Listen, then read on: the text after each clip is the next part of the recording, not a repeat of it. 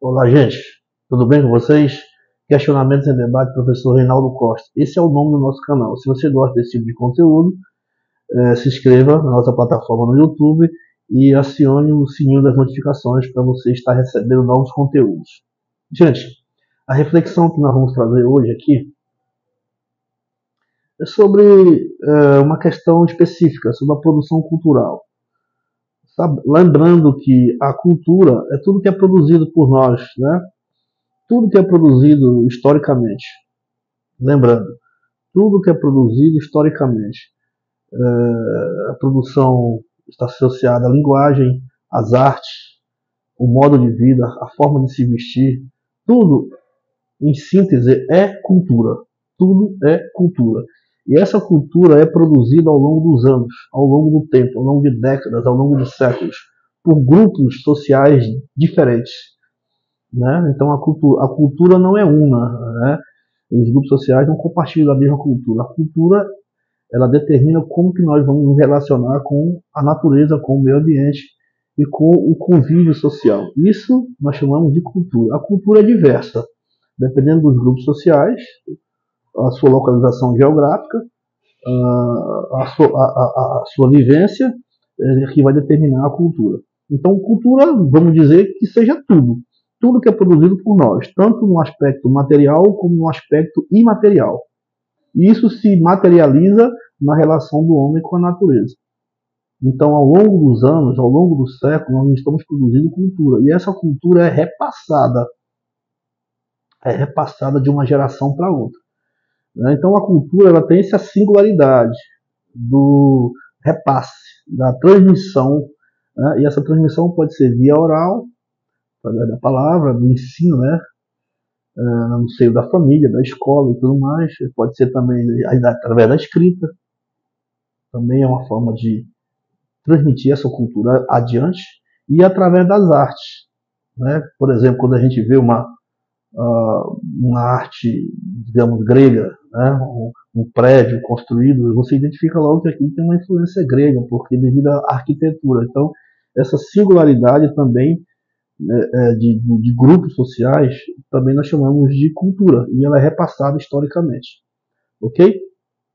Então, se vocês observarem bem, trazendo uma reflexão bastante atual, nós vivemos num mundo hoje que eu falo, não que surgiu da noite para o dia, é produto histórico, né? O mundo atual é produto das evoluções históricas, evoluções históricas e evoluções tecnológicas, e evolução também ligada à ciência. Então hoje nós vivemos num mundo onde a tônica são as novas tecnologias. E o ápice dessa nova tecnologia ligado aos meios de comunicação é a IA, inteligência artificial. Beleza? Mas até chegarmos aqui, na síntese de tudo isso, dessas inovações tecnológicas, que eu tenho como análise essa diversidade ligada à comunicação, né? Porque a comunicação, se você observar bem, a tecnologia, as inovações tecnológicas ligadas às mídias, né? Às meios de comunicação, evoluiu muito nas últimas 3 décadas. Então, essa evolução e essa diversificação das mídias, das formas de se comunicar, das formas de se relacionar entre as pessoas, produz uma nova cultura.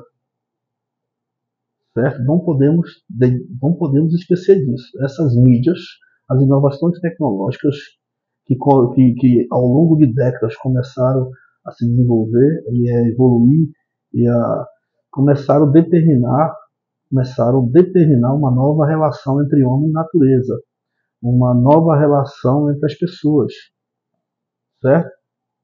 Então, com o advento, por exemplo, das plataformas digitais, como é o caso das plataformas digitais de modo geral, não vou nem numerar aqui, YouTube, né? Enfim, plataformas diversas que nós temos acesso nos dias de hoje. Então, eu acredito que quando começou a se desenvolver isso, eu pensei, então a partir de agora as pessoas vão ficar mais politizadas. A informação está na palma da sua mão, as pessoas vão estar mais inteiradas, vão estar mais politizadas. De certa forma, isso aconteceu. De certa forma, em partes, isso aconteceu. Mas aconteceu um outro revés. Aconteceu um revés, um efeito, digamos assim, um efeito colateral, que foi o quê? A desinformação, que não estava previsto. Então, toda a evolução, todo o desenvolvimento tecnológico, existe a surpresa, existe o que nós chamamos de efeito colateral. Digamos, quando foi criado o avião, com certeza o criador do avião não pensou que o avião ia ser usado para matar pessoas em guerras. Eu tenho certeza disso. Então, várias invenções que foi criado por um propósito, acabou servindo a outro propósito. Então, eu acredito que os meios de comunicação, as mídias de modo geral, quando desenvolvidas, elas tinham um propósito, e têm esse propósito, e servem esse propósito, mas, em contrapartida, serviu também a outros propósitos, que não é tão éticos. Como eu estava falando, a mídia, né, as plataformas digitais, elas são usadas também para desinformar, as chamadas fake news. Né? Então, quando você tem acesso à multiplicidade de informações do mundo inteiro na palma da sua mão, através da rede mundial de computadores, através dos smartphones, com a ferramenta da internet e tudo mais, você tem um mundo nas mãos. Né? Você pode interagir com pessoas dos mais diferentes lugares do planeta. Mas também você pode se informar. E você pode também se desinformar. Ou você pode ser manipulado ideologicamente. Isso vai depender de quê? Do uso, da forma como você acessa essas informações. Isso hoje é um desafio, não das plataformas, é um desafio dos governos, dos estados soberanos, em fazer com que essas ferramentas elas possam ser usadas de uma forma correta, vamos dizer dessa forma, certo? Servindo a propósitos éticos, servindo à verdade. O que nós temos hoje é essas grandes mídias sendo usado como armas de controle, de manipulação. A verdade é essa. Fato mais visível é que hoje, quando o fato em si, a imprensa tradicional, vamos dizer assim, ela buscava a verdade, transmitir a verdade do fato.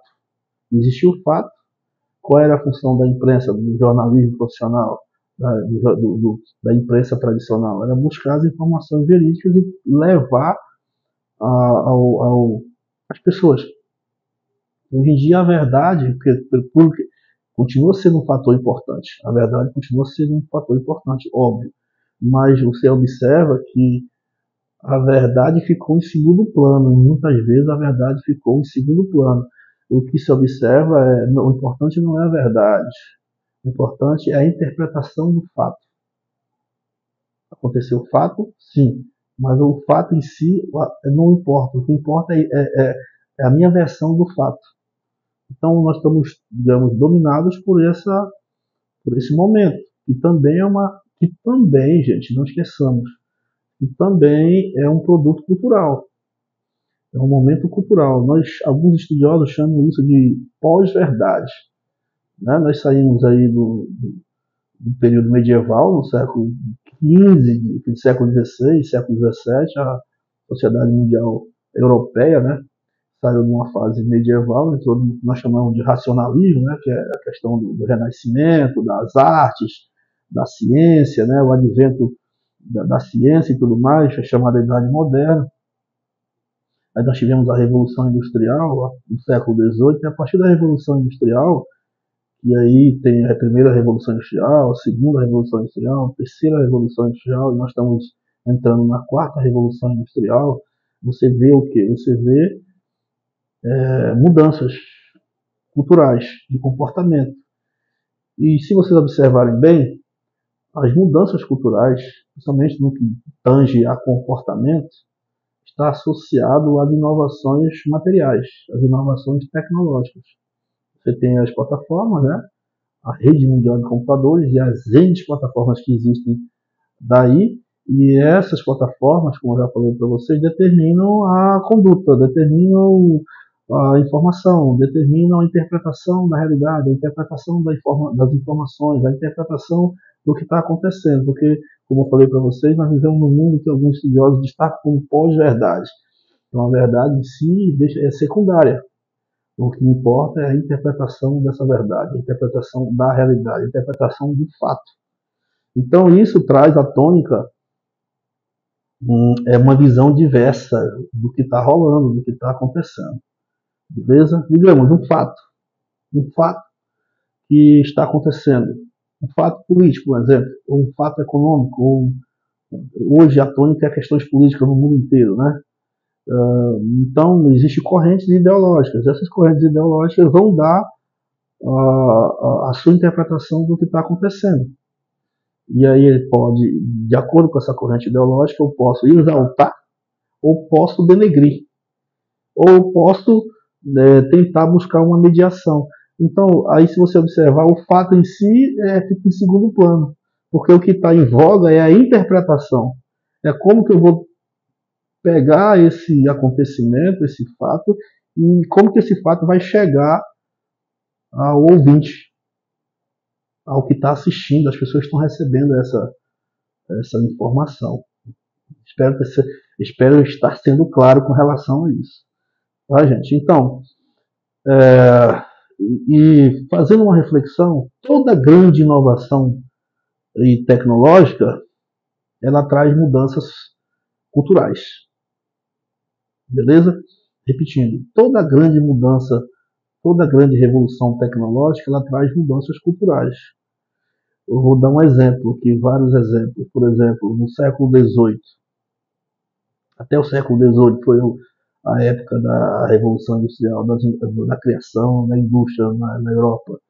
Então, o que isso trouxe de mudança no aspecto cultural? Primeiro, as pessoas deixaram de ser rural e passaram a ser urbano, ou seja, deixaram de morar no campo e foram morar na cidade. Isso trouxe mudanças culturais. De que forma? As pessoas começaram a ter mais acesso à escola. E mais acesso à escola significa mais acesso a informações, mais acesso à questão de higiene, mais acesso à questão médica, certo? Mudanças na questão do trabalho.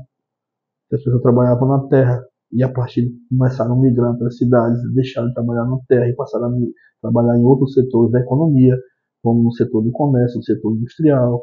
Então, tudo isso traz uma mudança de conduta, uma mudança da visão do mundo, uma mudança cultural. Beleza? Então, na segunda metade do século XX, né, a partir dos anos 70, dos anos 80, com a disseminação dos anos 90, a disseminação da rede mundial de computadores, e daí a síntese de tudo isso são as plataformas digitais, e a informação toda hora chegando, também trouxe uma mudança cultural, uma mudança de comportamento, uma mudança de visão do mundo. É isso que eu quero que vocês entendam. Porque, gente, em síntese, como nós nos vemos, como nós enxergamos o que está acontecendo em volta, a interpretação e a visão depende de questões de influências culturais. Depende a visão que eu tenho do fato, a interpretação dela, ou a aceitação, ou negação, ou entendimento do fato, depende da minha cultura, depende da minha cultura, de como eu fui informado, de como eu convivo socialmente, de como eu acesso essas informações. Então, o novo momento que nós estamos novo momento que nós estamos vivendo no mundo, também é um produto cultural. Vou citar outro exemplo aqui, por exemplo, a questão do consumo. Estamos chegando, por exemplo, as festas de final de ano, as festas de fim de ano, que é Natal, Ano Novo e tudo mais. Qual é a tônica disso aí? Vender. Vender, vender, vender, vender.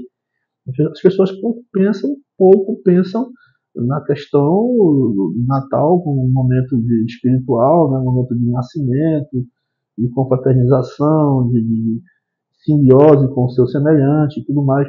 Ela pensa na compra, de presentear, né, de comprar e comprar, comprar. E as empresas, sabendo disso, e também isso é uma criação do próprio marketing, né, do próprio produto, da própria cultura, né, da própria cultura que se ensejou a partir da Revolução Industrial, elas produzem necessidades, produzem sentimentos, porque experimente passar um Natal sem dinheiro, ou um Natal onde você não pode fazer uma ceia, onde você não pode presentear, então isso causa uma inquietação ou uma angústia, né, nas pessoas. Será que isso é natural? Eu acredito que não. Isso também é um produto cultural. Não podemos esquecer disso. Isso foi criado e incutido em nós, internalizado em nós, através das mídias, das grandes. Isso é imperceptível, gente. A gente não consegue, porque isso é muito sensível. Isso é um produto que, isso é uma questão que já foi construído lentamente. E as empresas, o marketing, elas são muito sofisticadas nesse aspecto. São muito sofisticadas nesse aspecto. Beleza? Então, é isso que eu quero trazer para vocês no dia de hoje, essa reflexão sobre cultura, produção cultural, né, que a cultura também ela é produzida, sempre foi. Ela é produzida e ela é transmitida, né, através e ela se materializa também, como nas relações. Então, as relações, se vocês se observarem bem, dos nossos avós, nossos pais, a relação social que ele tinha com outras pessoas eram diferentes das relações sociais que nós temos hoje com outras pessoas. É uma relação mais individualista. Hoje eu observo isso. São relações mais individualistas, né? Mas cada um por si, e dane-se o outro, farinha pouco meu prião primeiro, né? Aquela coisa dos ditados populares que a gente ouve por aí. Beleza, gente? Então, espero que vocês tenham gostado dessa reflexão. Até o nosso próximo encontro.